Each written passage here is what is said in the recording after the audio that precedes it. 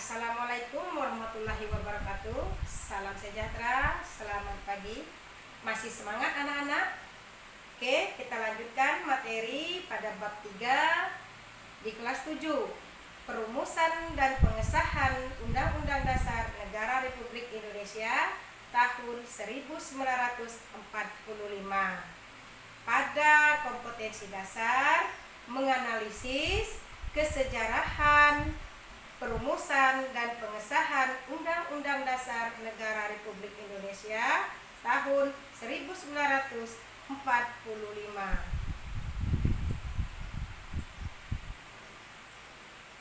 Kita akan bahas pada pertemuan keempat, yaitu 1. Tujuan perubahan Undang-Undang Dasar Negara Republik Indonesia tahun 1945. 2. Peran tokoh perumus Undang-Undang Dasar Negara Republik Indonesia tahun 1945.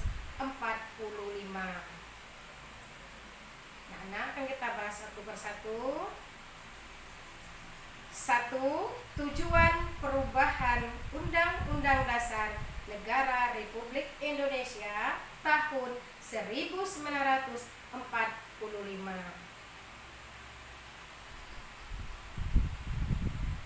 Anak-anak perlu cermati, begitu pentingnya Undang-Undang Dasar 1945 bagi kehidupan berbangsa dan bernegara, sehingga MPR telah melakukan perubahan pada masa reformasi. Adapun tujuan perubahan Undang-Undang Dasar 1945 adalah untuk menyempurnakan aturan dasar mengenai hal-hal berikut ini. 1. Mengenai tatanan negara dalam mencapai tujuan nasional yang tertuang dalam Undang-Undang Dasar 1945 dan memperkokoh negara kesatuan Republik Indonesia yang berdasarkan Pancasila.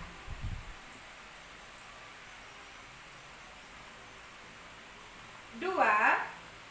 Jaminan dan pelaksanaan kedaulatan rakyat serta memperluas partisipasi rakyat agar sesuai dengan perkembangan paham demokrasi. 3. Jaminan dan perlindungan hak asasi manusia atau HAM agar sesuai dengan perkembangan HAM dan peradaban umat manusia.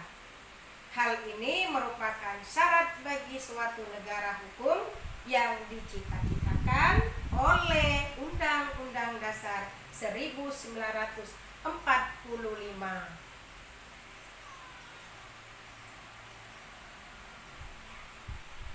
Sekarang kita bahas yang kedua, peran tokoh perumus Undang-Undang Dasar Negara Republik Indonesia tahun 1945.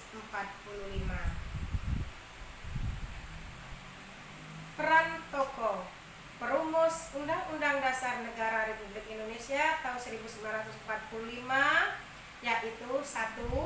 Saling menghargai dan menghormati setiap pendapat serta bersikap toleransi selama sidang BPUPKI.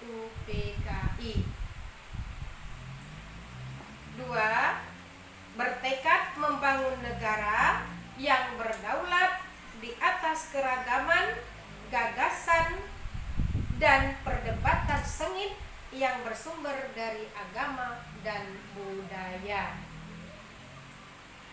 3. Menjadikan Pancasila sebagai ideologi kokoh yang menjiwai Undang-Undang Dasar Negara Republik Indonesia tahun 1945. 4. Proaktif bahwa peran daripada para tokoh perumus Undang-Undang adalah melindungi kehidupan beragama melalui dialog antara tokoh dengan para ahli agama dalam masyarakat. 5. Bersikap mengutamakan kepentingan nasional di atas kepentingan pribadi dan kelompok. 6.